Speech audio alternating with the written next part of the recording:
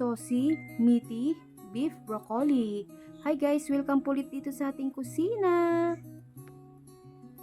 Tara at simulan na natin! So ayan guys, meron ako ditong beef. Yan, kinat ko siya ng maninipis para madaling lumambot lang.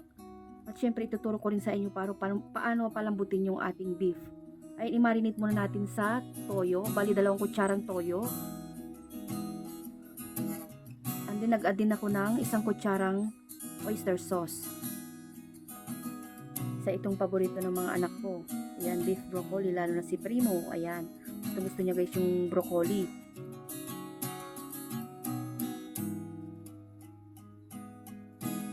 Tapos nag-add din ako ng pamintang durog. 1 maliit na kutsarita ang nilagay natin.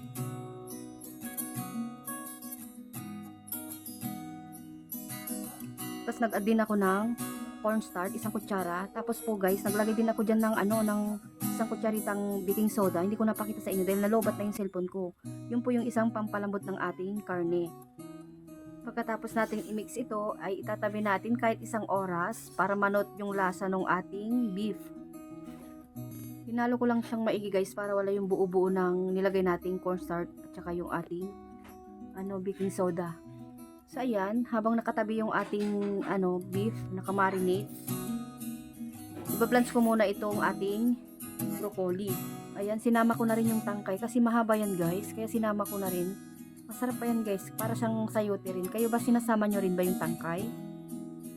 Pakuluan lang natin siya kahit konti lang. Yung pagkakulo ay aangatin na lang natin agad para hindi siya mo-overcook.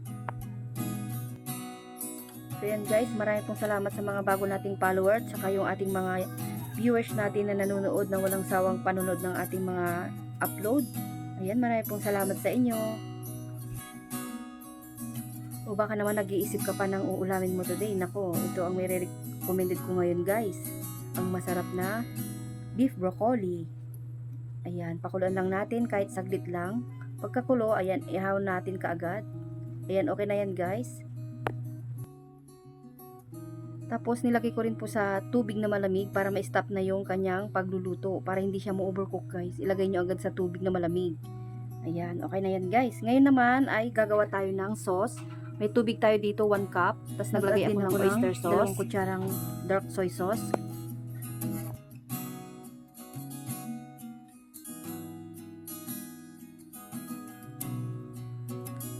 Nag-add din ako ng 1 kutsarang cornstarch para pampalapot dito sa ating mixture. Ayan, haluin lang natin hanggang sa wala nang buo-buo. Tapos may paminta rin guys. 1 kutsaritang paminta. Pagkatapos nito, i-sit aside natin at magigisa na rin tayo. Ay, naglagay din pala ako ng konting sugar guys para pambalanse. Ayan, mag-start na tayo maggisa. Naglagay ako ng kaunting mantika. Gisa natin yung bawang hanggang sa pumula. Tapos ilagay na natin yung minarinate natin na beef. Ayan, gisa-gisain lang natin ito guys. Malambot na ito guys kasi yung tricks na nilagay natin kanina. Ayan, gisain lang natin maigi hanggang sa mag-brown na yung karne natin.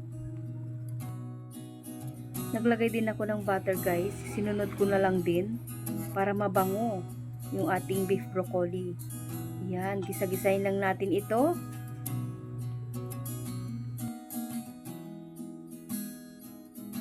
Tapos nag-add ako ng kaunting seasoning.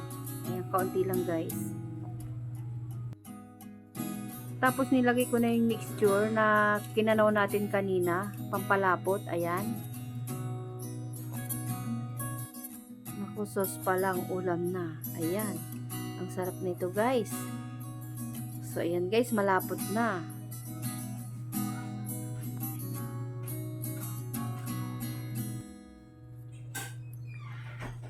Tapos guys, sa huli ko na nilagay yung ating broccoli. Ayan, kasi luto naman na yun guys, na blanch na natin.